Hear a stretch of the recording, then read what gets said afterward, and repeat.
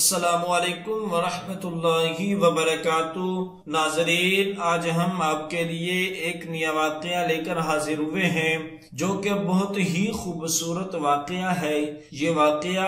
رمضان المبارک اور اس کے آداب۔ اللہ تعالی قرآن کریم میں فرماتا ہے، اے ایمان والو، روزے جس طرح تم سے پہلے لوگوں پر فرض کیے گئے تھے تم پر بھی فرض کر دیے گئے ہیں تاکہ تم پرہیزگار بن جاؤ۔ رمضان کا مہینہ وہ ہے جس میں قرآن مجید نازل کیا گیا،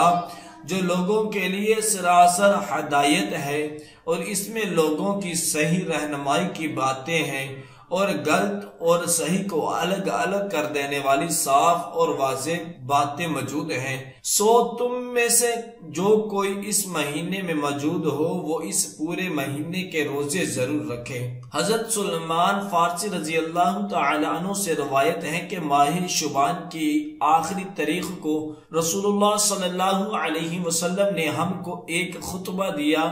اس میں آپ صلی اللہ علیہ وسلم نے فرمایا، اے لوگو، تم پر ایک عظمت اور برکت والا مہینہ سایہ افغن ہو رہا ہے۔ اس مبارک مہینے کی ایک رات شب قدر 1000 مہینوں سے بہتر ہے۔ اس مہینے کے روزے اللہ تعالی نے فرض کیے ہیں اور اس کی راتوں میں بارگاہ خداوندی میں کھڑا ہونے یعنی نماز تراویح پڑھنے کو نفل عبادات مقرر کیا ہے، جس کا بہت بڑا ثواب رکھا ہے۔ جو شخص اس مہینے میں اللہ کی رضا اور اس کا قرب حاصل کرنے کے لیے کوئی غیر فرض عبادت اللہ کی رضا اور ثواب حاصل کرنے کے لیے افطار کروائے تو اس کے لیے گناہوں کی مغفرت اور آتش دوزخ سے آزادی کا ذریعہ ہوگا، اور اس کو روزہ دار کے برابر ثواب دیا جائے گا، بغیر اس کے کہ روزہ دار کے ثواب میں کمی کی جائے۔ آپ صلی اللہ علیہ وسلم نے عرض کیا گیا کہ یا رسول اللہ صلی اللہ علیہ وسلم، ہم میں سے ہر ایک کو تو افطار کرانے کا سامان میسر نہیں ہوتا، تو کیا غرباء اس عظیم ثواب سے محروم رہیں گے؟ آپ صلی اللہ علیہ وسلم نے فرمایا، اللہ تعالیٰ یہ ثواب اس شخص کو بھی دے گا جو دودھ کی تھوڑی سی لسی پر یا صرف پانی ہی کے ایک بوند پر کسی روزہ دار کا روزہ افطار کرا دے۔ اس شخص کو اللہ تعالیٰ میرے حوض یعنی کوثر سے ایسا سیراب کرے گا جس کے بعد اس کو کبھی پیاس ہی نہیں لگے گی تا انکا وہ جنت میں پہنچ جائے۔ اس کے بعد آپ صلی اللہ علیہ وسلم نے فرمایا، جو آدمی اس مہینے میں اپنے غلاموں خادم کے کام میں تخفیف اور کمی کر دے گا، اللہ تعالی اس کی مغفرت فرما دے گا اور اس کو دوزخ سے رہائی اور آزادی دے گا۔ حضور اکرم صلی اللہ علیہ وسلم نے ارشاد فرمایا کہ رمضان کے 3 عشرے ہوتے ہیں۔ اس کا پہلا عشرہ سراسر رحمت کا ہے، درمیانہ عشرہ نزول بخشش کا ہے، اور آخری عشرہ تو عذاب سے خلاصی کی دستاویز ہے۔ حضرت ابو ہریرہ رضی اللہ تعالی عنہ سے روایت ہے، انہوں نے فرمایا کہ حضور سید اولین و آخرین رسول برحق صلی اللہ علیہ وسلم نے ارشاد فرمایا، جس شخص نے رمضان کے روزے رکھے حالت ایمان میں اور کفیت احتساب میں، اس کے لیے اس کے پہلے گناہ معاف کر دیے جائیں گے، اور جو شخص رمضان میں عبادات میں مصروف رہے گا حالت ایمان میں اور کفیت احتساب کے ساتھ، اس کی پچھلی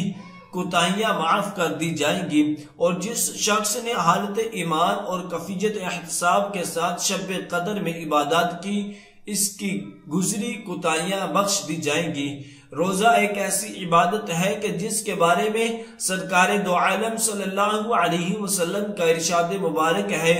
اللہ تعالیٰ فرماتا، روزہ میرے لیے ہے اور اس کا اجر بھی خود ہی دیتا ہوں، یعنی یہ اللہ اور اس کے بندے کا براہ راست معاملہ ہے کہ بندہ اللہ تعالیٰ کے حکم کی بجا آوری میں تمام دن کھانے پینے اور نفسانی خواہشات سے رکا رہتا ہے، اور اس کے ان آداب کی پوری پابندی کا خیال اور احساس رکھتا ہے، اور ان پابندیوں کے مطابق اپنے دن رات کو گزارنے کی کاوشیں کرتا ہے، تو یقیناً اللہ تعالی اس کا اجر خود ہی عطا فرماتا ہے۔ ایک اور حدیث مبارکہ میں ارشاد فرمایا روزہ آدمی کے لیے ڈھال کا کام دیتا ہے، بشر طریقہ وہ اسے پہاڑ نہ ڈالے۔ حضرت ابو ہریرہ رضی اللہ تعالیٰ عنہ سے ہے کہ جب یہ ارشاد فرمایا تو عرض کیا گیا اسے کسی کے ساتھ پھاڑا جا سکتا ہے؟ ارشاد فرمایا جھوٹ یا غیبت کے ساتھ، یعنی روزے کی حالت میں جھوٹ، غیبت، گالم گلوچ، لڑائی جھگڑا اور دوسری اس طرح کی بری چیزوں اور بری باتوں سے سختی کے ساتھ ممانعت کی گئی ہے۔ حدیث مبارکہ میں ہے کہ جس کسی نے روزے کی حالت میں بری بات کہنا اور اس پر عمل کرنا نہ چھوڑا تو بل اللہ کو اس کے بھوکا پیاسا رہنے کی کوئی ضرورت نہیں۔ اگر کوئی روزہ دار روزہ رکھنے کے بعد میں فسق و فجور، لڑائی جھگڑا، گالم گلوچ، فحش گوئی یا دوسری اس طرح کی باتوں سے نہیں رکتا تو یہ اس کا روزہ ہی نہیں ہے، بلکہ یہ اس کا فاقہ بن جاتا ہے جس کا اللہ تعالیٰ کے احکام کے ساتھ کوئی تعلق نہیں ہے۔ ایک اور حدیث مبارکہ میں ہے کہ روزہ صرف کھانے پینے سے رکنے کا نام نہیں، بلکہ روزہ تو لغویات اور بری باتوں سے بچنے کا نام ہے۔ حضرت عبداللہ بن مسعود رضی اللہ تعالیٰ عنہ سے روایت ہے کہ جس کے اعضاء حرام کاموں سے نہیں رکتے اس کو میری خاطر نہ کھانے اور نہ پینے کی کوئی ضرورت نہیں۔ جس طرح زبان کو فحش گوئی، غیبت اور جھوٹ سے بچانا ضروری ہے، اسی طرح انسان کے دوسرے اعضاء آنکھ، کان، ناک، ہاتھ، پاؤں کو بھی برے افعال سے بچانا ضروری ہے۔ حضرت عبداللہ بن عباس رضی اللہ تعالیٰ عنہ کی بیان کردہ ایک حدیث مبارکہ کے الفاظ قدسی کچھ اس طرح ہے کہ جب رمضان کا مہینہ آتا تو رسول اللہ صلی اللہ علیہ وسلم قیدیوں کو چھوڑ دیتے اور ہر سائل کی مراد پوری کرتے۔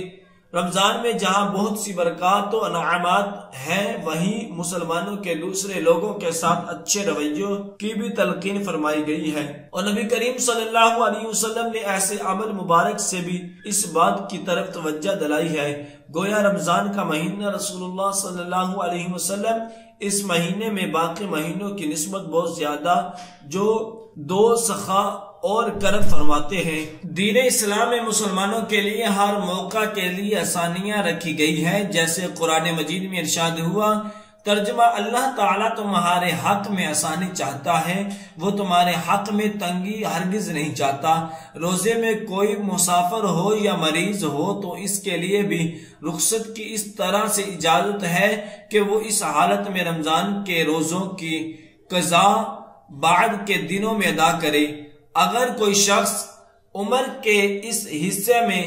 ہے یا مرض کی اس حالت میں ہے کہ اس سے سال کے باقی ایام میں کسی بھی وقت روزہ رکھنا ممکن نہیں تو اس کے لیے فدیہ کا حکم ہے۔ ایک اور حدیث مبارکہ میں رسول اللہ صلی اللہ علیہ وسلم نے اس مہینے کو صبر اور غمخواری کا مہینہ قرار دیا ہے۔ دینی اصطلاحات میں صبر کے معنی اللہ کی رضا کے لیے اپنے نفس کی خواہشوں کو دبانا اور تلخیوں اور ناگواریوں کو برداشت کرنا ہے، جس سے اس کے اندر ان غرباء مساکین کی ہمدردی کا جذبہ بھی پیدا ہوتا ہے جو ناداری کی وجہ سے فاقوں پر مجبور ہو جاتے ہیں۔ اللہ تعالی ہمیں تعلیمات قرآنی سنت نبی صلی اللہ علیہ وسلم پر پورے طریق سے عمل کرنے کی توفیق عطا فرمائے۔ آمین۔ صدق اللہ العظیم۔